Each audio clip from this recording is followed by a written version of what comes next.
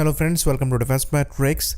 तो द हिंदुस्तान टाइम्स द्वारा एक रिपोर्ट पब्लिश करी गई है जहां पर ये दावा किया जा रहा है कि जो लॉकहीड मार्टिन है ये सीरियस नज़र आ रही है अपने C-130 J-30 एयरक्राफ्ट की मैन्युफैक्चरिंग लाइन को इंडिया शिफ्ट करने के लिए। तो यहाँ पर बेसिकली लॉकहीड मार्टिन के जो वाइस प्रेसिडेंट हैं बिजनेस डेवलपमेंट में, उनके द्वारा ये चीज़ कोट किया गया है और इसी पर ये रिपोर्ट जो है बेस्ड है।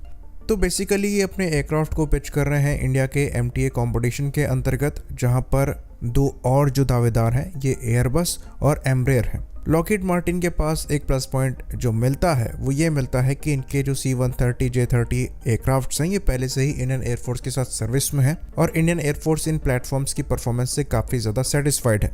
चाहे ये ऑपरेटिंग कॉस्ट की बात हो, चाहे ये अवेलेबिलिटी रेट की बात हो, चाहे ये क्रिटिकल मिशंस में एक्सेप्शनल परफॉर्मेंस की बात हो, ये प्लेटफॉर्म इंडियन एयरफोर्स के वन ऑफ द फेवरेट्स हैं।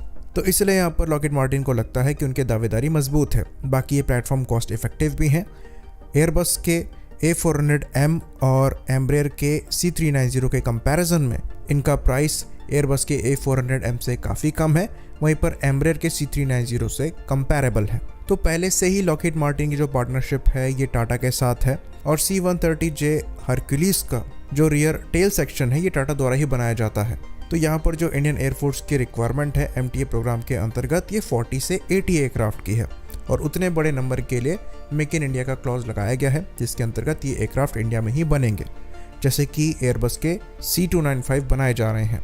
बाकी एम्ब्रेयर ने भी यहाँ पर अपने C390 को इंडिया में मैन्युफैक्चर करने की बात कही है, जिसके अंतर्गत महिंद्रा के साथ उन्होंने कोलैबोरेट किया है। वहीं पर बात करें एयरबस की तो फिलहाल इनका कोलैबोरेशन टाटा के साथ ही चल रहा है, जिनके साथ ये अपने C295 एयरक्राफ्ट बना रहे हैं। लॉकहीड मार्टिन की बात करें तो इन्होंने अभी तक अपने पार्टनर के बारे में ज़्यादा जानकारी नहीं दी है, पर लॉन्ग टर्म में अगर इनके कोलैबोरेशन को देखें तो ये टाटा के साथ ही रहा है, जिसके अंतर्गत इनका जॉइंट वेंचर एग्जिस्ट करता है जिसे टाटा लॉकहीड मार्टिन एरोस्ट्रक्चर्स लिमिटेड कहा जाता है, जो कि हैदराबाद में बेस्ड है और वहीं से C-130J के रियर एम्फेनाच या फिर टेल असेंबली को बनाया जाता है।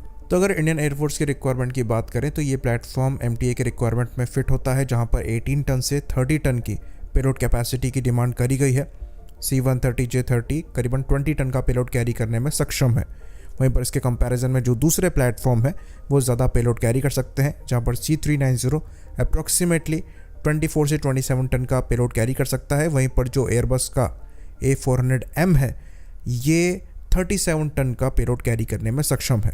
तो इस MTA प्रोग्राम से बेसिकली इंडियन एयरफोर्स AN-32 को रिप्लेस करना चाहती है और ये भी कहा जा रहा है कि IL-76 को भी रिप्लेस करना चाहती है। तो AN-32 के रिप्लेसमेंट के तौर पर C-130 J-30 एक आइडियल ऑप्शन दिखता है, लेकिन अगर IL-76 भी इंडियन एयरफोर्स रिप्लेस करना चाहती है तो वहाँ पर ज़्यादा ऑप्शंस नहीं है, तब एयरबस का A400M ज़्यादा बेटर ऑप्शन नज़र आता है। तो ये चीज़ हम जानते हैं कि C-130 J-30 सुपर हरक्यूलिस काफ़ी ज़्यादा वर्सेटाइल प्लेटफॉर्म है, ऑल्दो इंडियन एयरफोर्स द्वारा मेनली टैक्टिकल ऑपरेशंस के लिए ही इन्हें इस्तेमाल किया जाता है।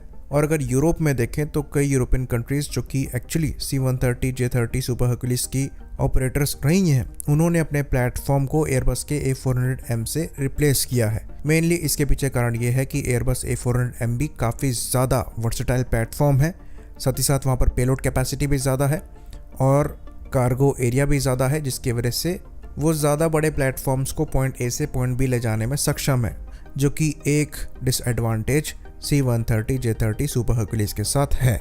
इवन अगर आप कार्गो एरिया की बात करेंगे तो वहाँ पर C390 भी एक बेटर प्लेटफॉर्म निकलकर सामने आता है। तो आइडियली एयरफोर्स की जो रिक्वायरमेंट है उसमें C390 ज़्यादा बेटर फिट होता है, लेकिन ऐसा बिल्कुल नहीं कहा जा सकता कि C-130 J-30 के चांसेस कम है, क्योंकि एयरफोर्स इनको पहले से ही ऑपरेट कर रही हैं। तो ट्रेनिंग वगैरह के कॉस्ट जो हैं वो यहाँ पर बच जाएंगे। साथ ही साथ एयरफोर्स इनकी परफॉर्मेंस से काफ़ी ज़्यादा खुश भी है। वहीं पर जो अवेलेबिलिटी रेट इन प्लेटफॉर्म का वो 90% के आसपास बताया जाता है, जो कि अगेन एक बड़ा कारण है एयरफोर्स के सेटिस्फाइड रहने का। बाकी जिस तरीके से इंडिया और US के बीच में जो मिलिट्री कोलैबोरेशन है और टेक्नोलॉजी ट्रांसफ़र है ये बढ़ रहा है, इसको देखकर भी ऐसा लगता है कि C-130 J-30 के चांसेस ज़्यादा बन जाते हैं, क्योंकि ये भी कहा जा रहा है कि असेंबली लाइन खाली इंडिया शिफ्ट नहीं होगी, बल्कि यहाँ पर टेक्नोलॉजी ट्रांसफ़र भी हो सकता है, जिसके अंतर्गत कुछ क्रिटिकल टेक्नोलॉजी US द्वारा इंडिया के साथ शेयर भी करी जा सकती हैं। खैर MTA के एग्जीक्यूशन से पहले अभी काफ़ी इंपॉर्टेंट स्टेप्स हैं, जिसके अंतर्गत पहला तो DAC द्वारा यहाँ पर एक्सेप्टेंस ऑफ नेसेसिटी को एक्सेप्ट किया जाना है, जिसके बाद ही इसके फंड्स रिलीज़ किए जाएंगे और फिर कुछ यहाँ पर बात आगे बढ़ पाएगी। अभी फ़िलहाल वेंडर्स द्वारा अपने ऑफ़र को और प्रोडक्ट को पिच किया जा रहा है। आई होप इन्फॉर्मेशन यहाँ पर क्लियर रही हो। इसी बात पर इस वीडियो को हम ख़त्म करेंगे। लाइक करिए, सब्सक्राइब करिए।